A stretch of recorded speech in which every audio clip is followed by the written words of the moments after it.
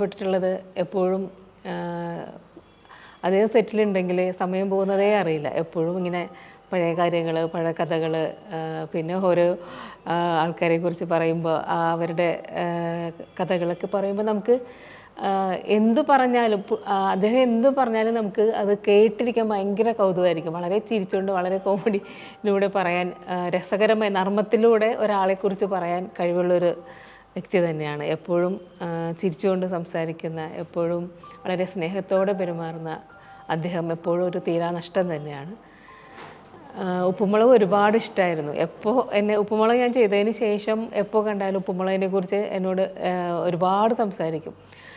ഉപ്പുമുളകിൻ്റെ shooting രീതികളെക്കുറിച്ച് ചോദിക്കലുണ്ട്. അതുപോലെ വീട്ടിൽ അദ്ദേഹത്തിൻ്റെ ചെറുമക്കൾക്ക് ഒരുപാട് ഇഷ്ടമാണെന്നും വീട്ടിൽ അവരെല്ലാവരും ഉപ്പുമുളക് കാണാറുണ്ടെന്നും ഒക്കെ എന്നോട് എപ്പോൾ കാണുമ്പോഴും സംസാരിക്കുമായിരുന്നു. ഈ അടുത്തും ഞാനൊരു മൂവി അദ്ദേഹത്തിൻ്റെ ഒപ്പം ചെയ്യാൻ എനിക്ക് ഭാഗ്യം കിട്ടി. അപ്പോൾ ജീവിതത്തിലെപ്പോഴും ഒരു തീരാനഷ്ടം തന്നെയാണ് അദ്ദേഹത്തിൻ്റെ മരണം. എനിക്കതുമായിട്ട് കുറച്ച് അടുത്ത പരിചയം കുറച്ചേ ഉള്ളൂ. കാരണം 2-3 ഷോസിൽ നമ്മൾ പങ്കെടുത്തിട്ടുണ്ട്. പിന്നെ അല്ലാതെ നമ്മുടെ ഉപ്പുമുളകിൻ്റെ സെറ്റിനടുത്ത് അദ്ദേഹത്തിൻ്റെ വേറൊരു സിനിമ ഷൂട്ടായിട്ട് ബന്ധപ്പെട്ട് വന്നപ്പോൾ പരിചയപ്പെടാനായി. കുറച്ചൊക്കെ സംസാരിക്കാൻ പറ്റി. പക്ഷേ സംസാരിച്ച നിമിഷങ്ങളൊന്നും വളരെ നർമ്മം നിറഞ്ഞ സംഭാഷണങ്ങളായിരുന്നു. ഒരിക്കലും ജീവിതത്തിൽ മറക്കാൻ പറ്റില്ല.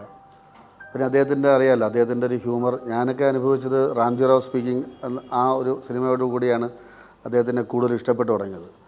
അപ്പോൾ ഞാനും ഈ ഹാസ്യം കൈകാര്യം ചെയ്തുകൊണ്ടിരിക്കുകയാണല്ലോ ഇപ്പോൾ ഈ നമ്മുടെ സിറ്റ്കോം പരിപാടിയിലൊക്കെ. പക്ഷേ അദ്ദേഹത്തിൻ്റെ ഒരു വേറിട്ടൊരു ഹാസ്യ രീതിയാണ്. ഒരു പതിഞ്ഞ താളത്തിൽ തുടങ്ങി വളരെ ജനഹൃദയങ്ങളിലേക്ക് വളരെ ഒഴുകിയെത്തുന്ന ഒരു ഹാസ്യ രീതിയാണ് അദ്ദേഹത്തിൻ്റെ.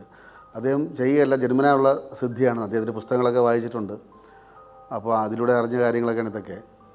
പക്ഷെ എന്നിരുന്നാലും എന്തായിരുന്നാലും ശരി തന്നെ അദ്ദേഹത്തിൻ്റെ ഒരു വിയോഗം നമുക്ക് മലയാള സിനിമയ്ക്കും വ്യക്തിപരമായിട്ട് എന്നെപ്പോലെ അദ്ദേഹത്തിൻ്റെ സിനിമകളും അദ്ദേഹത്തിൻ്റെ പുസ്തകങ്ങളും വായിച്ച് ആസ്വദിക്കുന്ന ഒരാളെന്ന രീതിയിലും ഒരു തീരാ